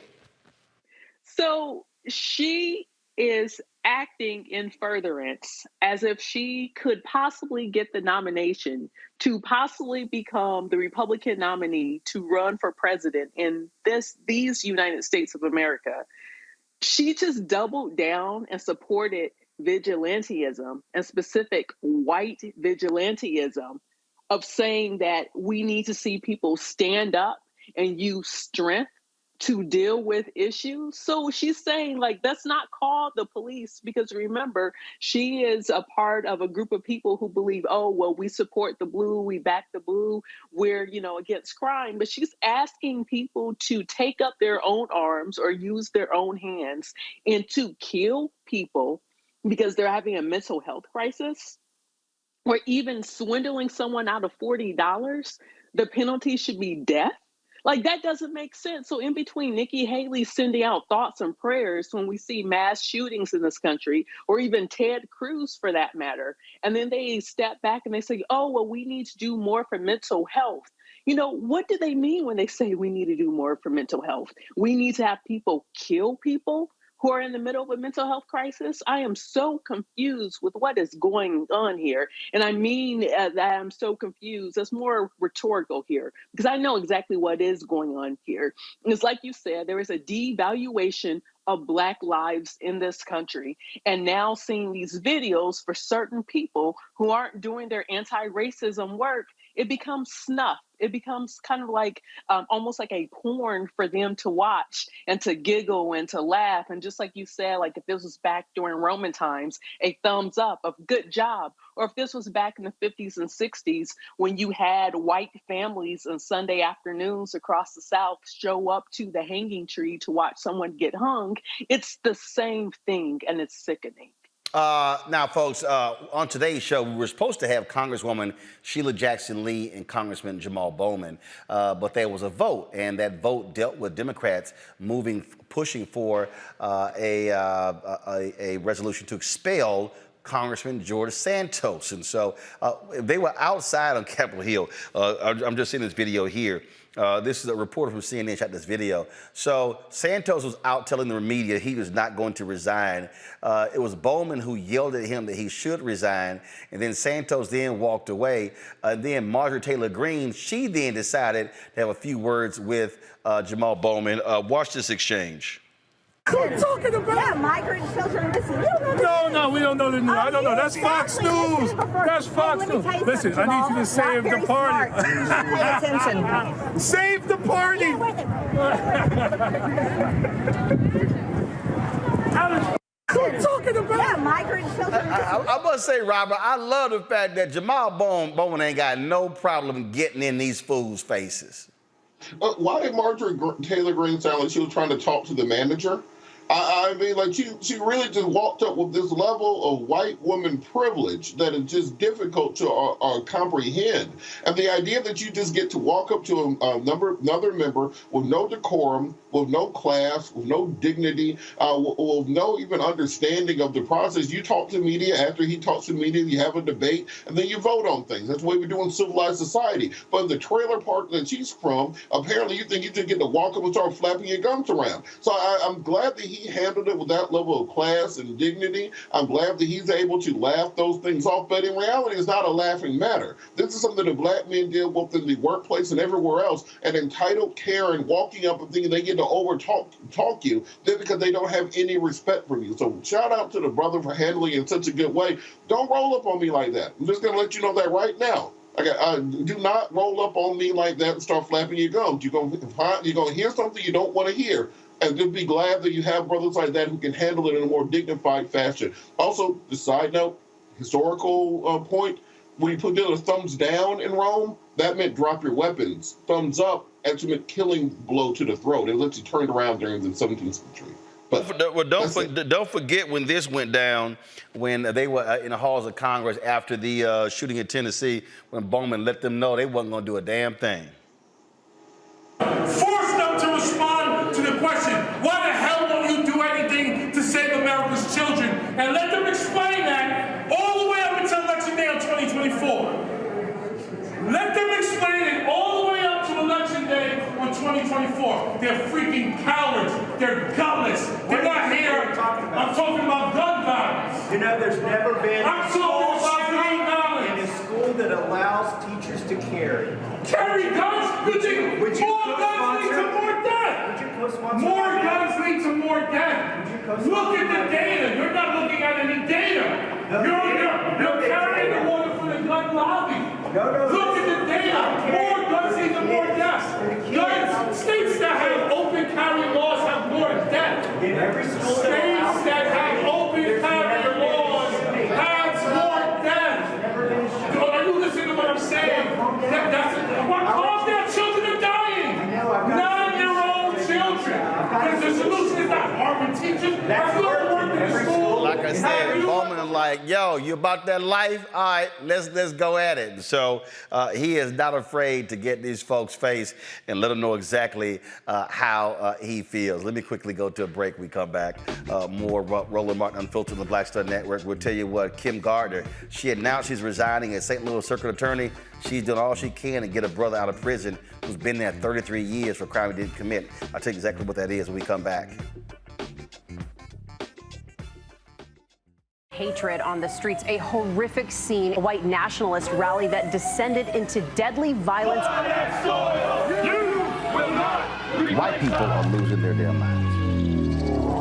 As an angry pro-Trump mob storms the U.S. Capitol, we've seen shooting. We're about to see the rise of what I call white minority resistance. We have seen white folks in this country who simply cannot tolerate black folks voting. I think what we're seeing is the inevitable result of violent denial. This is part of American history. Every time that people of color have made progress, whether real or symbolic, there has been what Carol Anderson at Emory University calls white rage as a backlash. This is the rise of the Proud Boys and the Boogaloo Boys. America, there's going to be more of this. Here's all the Proud Boys, guys. This country is getting increasingly racist in its behaviors and its attitudes because of the fear of white people. The fear that they're taking our jobs, they're taking our resources, they're taking our women. This is white fear.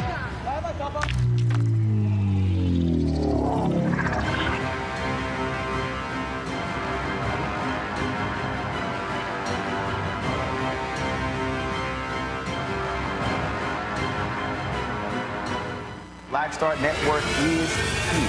Oh, no punch! I'm real revolutionary right now. Thank you for being the voice of Black America. All momentum we have now, we have to keep this going. The video looks phenomenal. See, this difference between Black Star Network and black-owned media and something like CNN. You can't be black-owned media and be scared. It's time to be smart. Bring your eyeballs home. You dig? It's Kim Whitley. Yo, what's up? This your boy Ice Cube. Hey, yo, Peace World. What's going on? It's the Love King of R&B, Raheem Devon, and you're watching Roland Martin Unfiltered.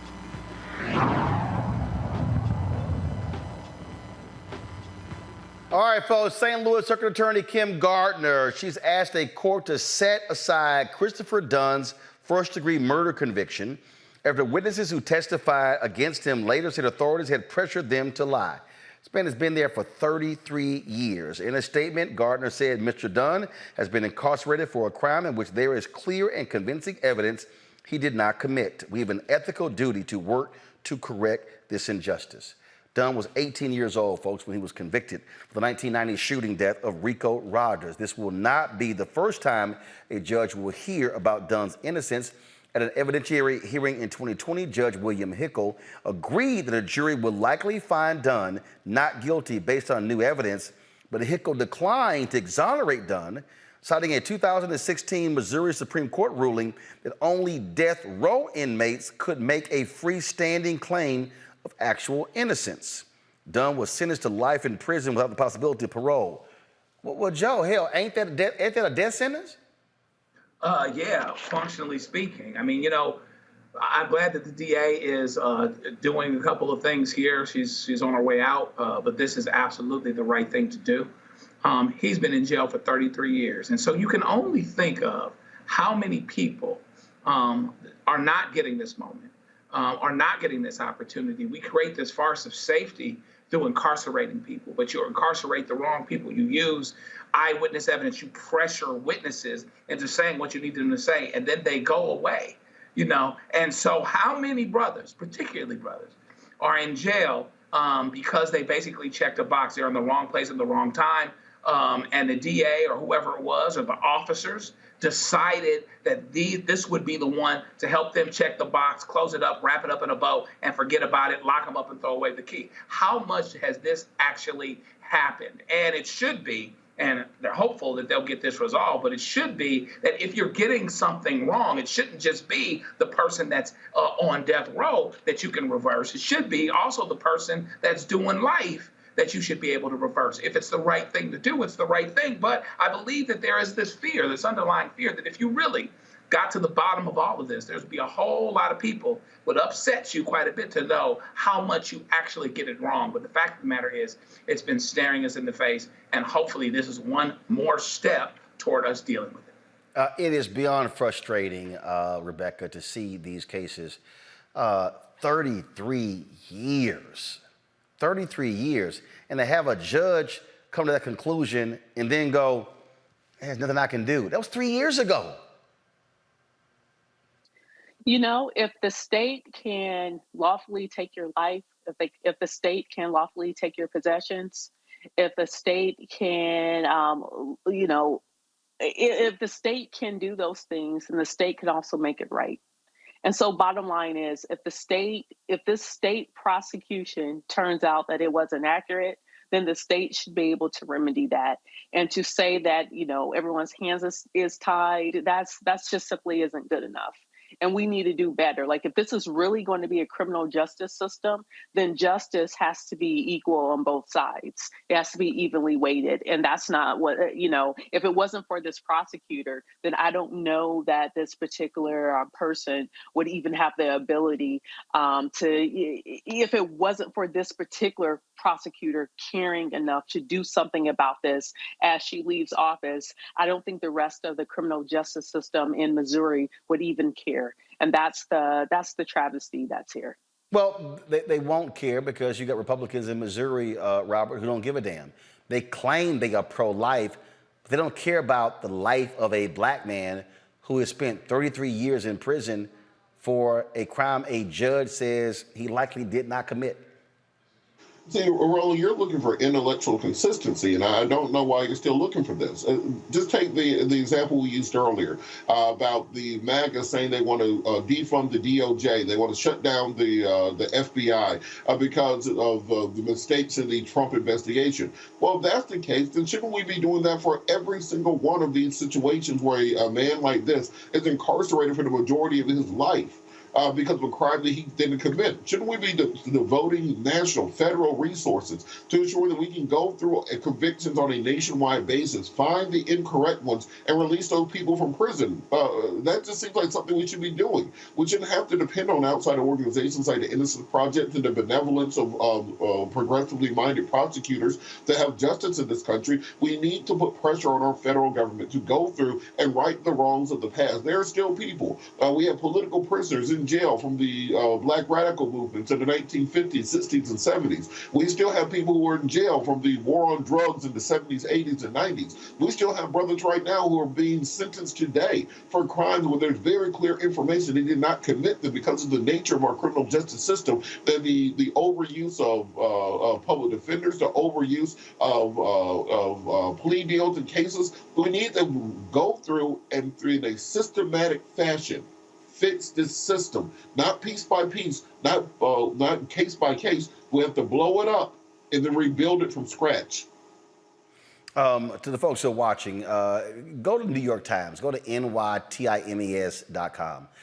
Reporter Lisa Belkin has this great piece in the opinion section. Go to my iPad. And folks, the headline is, "It's okay to drop charges if you've got the wrong person." It's called Doing Your Job. And that's what Kim Gardner is doing. Lisa writes in this opening paragraph here of a case, March 1989, a case involving Randall Dale Adams, served 12 years for the murder of a Texas police officer. He'd been granted a new trial. A filmmaker pretty much laid out this guy was completely innocent. And this is what she wrote here, and this is the problem that you see here with these prosecutors. She wrote, "In a damning ruling, the appeals court accepted the findings of a lower court that Dallas County prosecutors had suppressed evidence favorable to Mr. Adams, deceived the court on the whereabouts of a witness, and knowingly used perjured testimony." She said, but prosecutors were still disinclined to let Mr. Adams go. The folks in Missouri, they have been attacking Kim Gardner from the moment that she was elected. Why? Because she actually chose to charge the former Republican governor who was sitting here extorting a woman when it came to he had an affair with, who took some pictures of her and was holding that against her. From that moment, she's ticked them off, and they've attacked her viciously. Her resignation is a result of how they have been attacking her and tearing down her credibility and going after her at every single juncture. And she has been fighting, using the power of her office to get people released from prison who did not commit crimes. When Craig Watkins was a district attorney in Dallas County, he created a public integrity unit to go back and look at old cases, to go back and retest DNA. There were people who were released from prison because previous prosecutors cut corners, broke the law to put them in jail. And we've seen examples all across the country, many examples across the country, all across the country, where this has happened. Numerous prosecutors doing the very same thing. And people are sitting in jail who should not be there. You cannot get those years back being confined to a cell. And so hopefully we will see some positive movement with this case before Kim Gardner steps down, because there's no guarantee the person replacing her is going to have the same compassion that she has. You're watching Roland Martin Unfiltered on the Black Star Network. Black Star Network is here. Oh, no punch! I'm real revolutionary right now. Thank you for being the voice of Black America. All momentum we have now, we have to keep this going. The video looks phenomenal. See, there's a difference between Black Star Network and black-owned media and something like CNN. You can't be black-owned media and be scared. It's time to be smart. Bring your eyeballs home. You dig? Next on the Black Table with me, Greg Carr, we look at one of the most influential and prominent Black Americans of the 20th century. His work literally changed the world. Among other things, he played a major role in creating the United Nations. He was the first African American and first person of color to win the Nobel Peace Prize. And yet today, he is hardly a household name. We're talking, of course, about Ralph J. Bunche. A new book refers to him as the absolutely indispensable man. His lifelong interest and passion in racial justice, specifically in the form of colonialism. And he saw his work as an activist and advocate for the Black community here in the United States as just the other side of the coin of his work trying to roll back European empire in Africa. Author Cal Rostiala will join us to share his incredible story. That's on the next Black Table, here on the Black Star Network. Hey everybody, it's your girl Lunel. So what's up? This is your boy Earthquake. Hi, I'm Chaley Rose, and you're watching Roland Martin Unfiltered.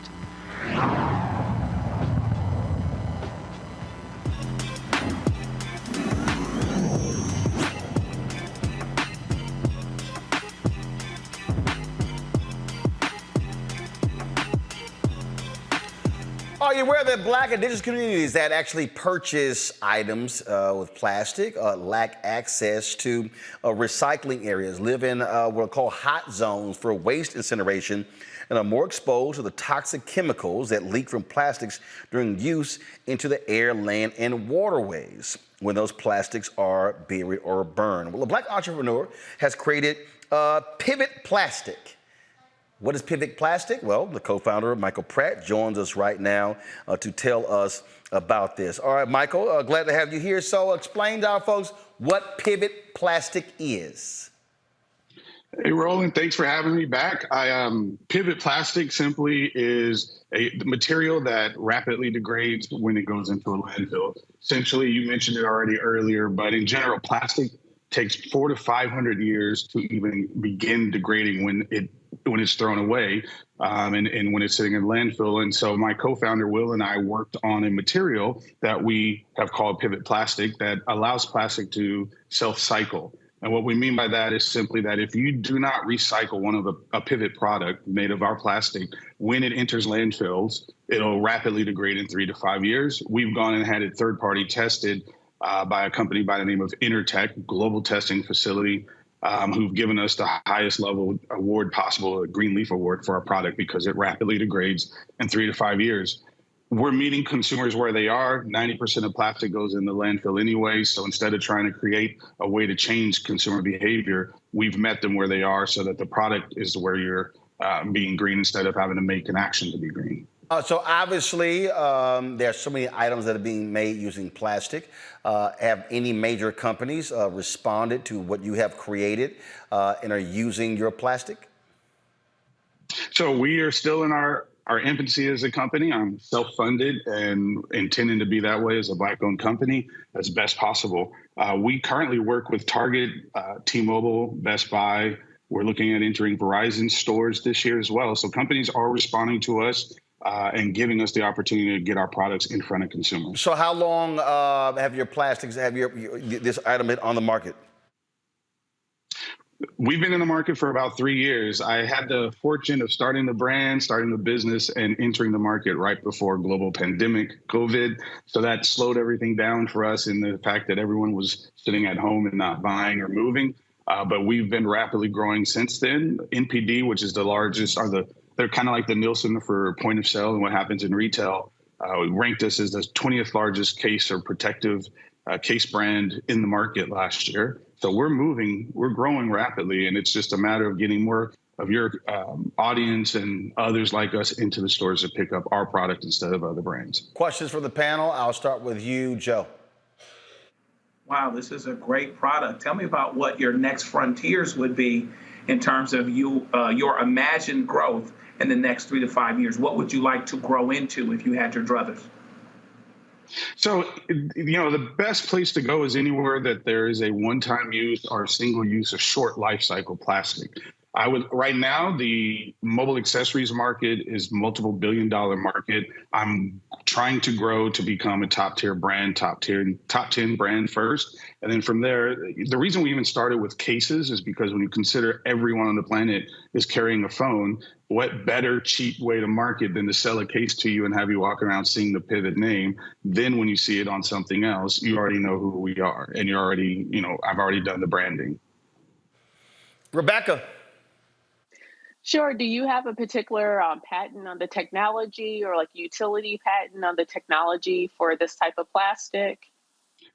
They are patent pending right now, so we are working towards getting that finalized. And then, there are others working in different industries and such. I have over 15 years in the telecommunications industry, so I'm a subject matter expert on the waste and what type of plastic and what type of consumer behaviors that I wanted to go after with coming up with a sustainable solution. So that's why we entered here first. Best network for me, best relationships and such. So yes, we have a patent pending, and once we get to the level we want to here in consumer electronics, we will start moving into other categories and verticals.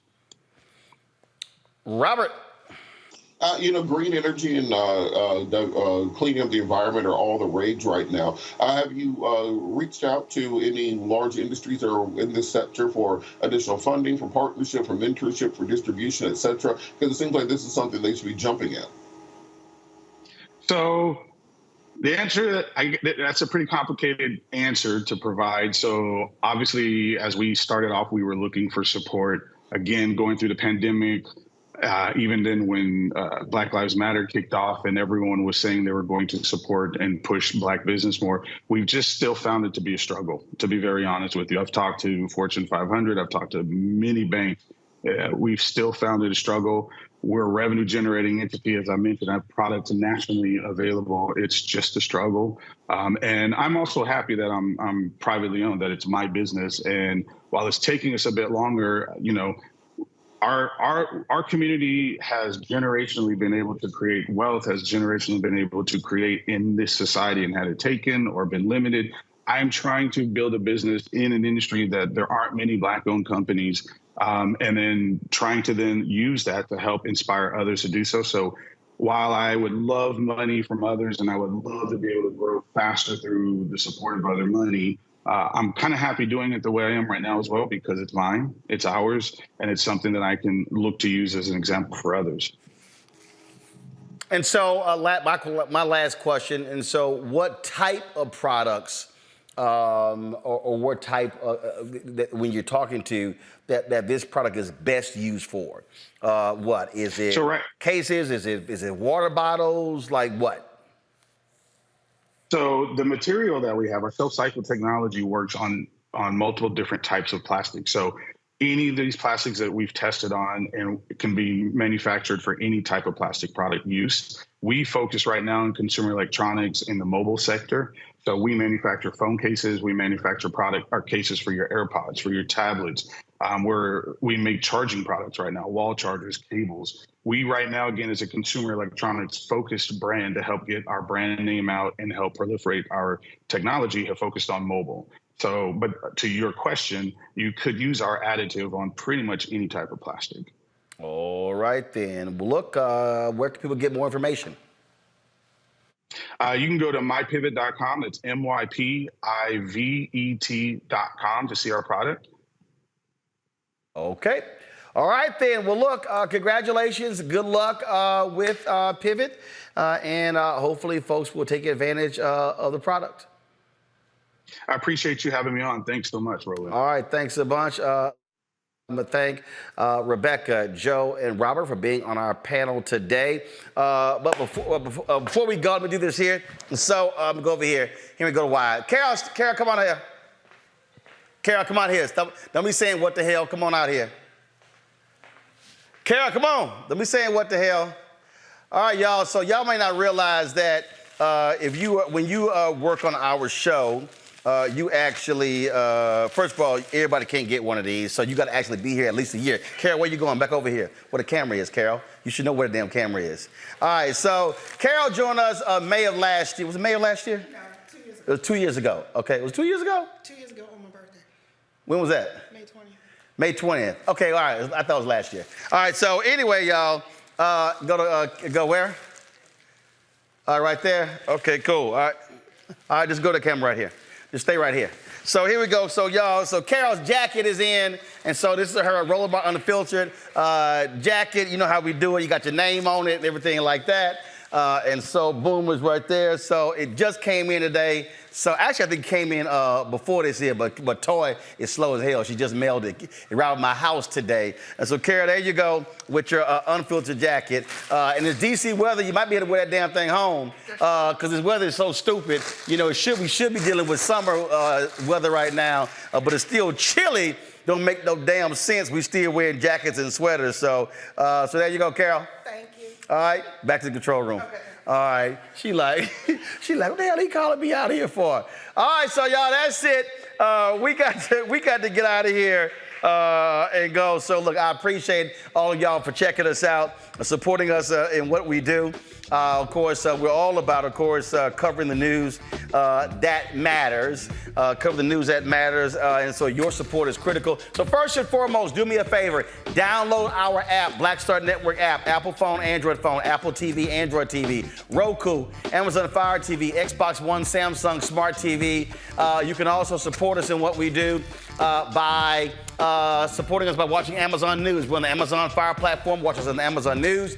Also, contribute to the Bring the Funk fan club. Your dollars make it possible for us to cover the news, to pay our staff, to pay all the stuff that costs, the studio space, you name it. None of this stuff is free, y'all. And so send your check and money orders, P.O. Box 57196, Washington, D.C. 20037-0196. Cash App, $RM Unfiltered. PayPal's R Martin Unfiltered. Venmo is RM Unfiltered. Zelle, Roland at RolandSMartin.com. Roland at RolandMartinUnfiltered.com. And of course, get the book, White Fear, How the Brownie of America is Making White Folks Lose Their Minds. Available at bookstores nationwide, Amazon, Barnes & Noble, Books A Million, Target. You can also download your copy on Audible. I'll see y'all tomorrow right here on The Blackest Show out here. Holla! Black Star Network is here. Hold no punches. I'm real revolutionary right now. Support this man, Black Media. He makes sure that our stories are told. Thank you for being the voice of Black America, Roland. Stay black. I love y'all. All momentum we have now We have to keep this going. The video looks phenomenal. See, there's a difference between Black Star Network and Black-owned media and something like CNN. You can't be Black-owned media and be scared. It's time to be smart. Bring your eyeballs home. You dig? Pull up a chair, take your seat. The Black Tape with me, Dr. Greg Carr, here on the Black Star Network. Every week, we'll take a deeper dive into the world we're living in. Join the conversation only on the Black Star Network. Hi, I'm Dr. Jackie Hood-Martin, and I have a question for you. Ever feel as if your life is teetering and the weight and pressure of the world is consistently on your shoulders? Well, let me tell you, living a balanced life isn't easy. Join me each Tuesday on Black Star Network for a Balanced Life with Dr. Jackie. We're all impacted by the culture, whether we know it or not. From politics to music and entertainment, it's a huge part of our lives, and we're going to talk about it every day right here on The Culture with me, Faraji Muhammad, only on the Black Star Network. I'm Deborah Owens, America's Wealth Coach, and my new show, Get Wealthy, focuses on the things that your financial advisor and bank isn't telling you, but you absolutely need to know. So watch Get Wealthy on the Black Star Network.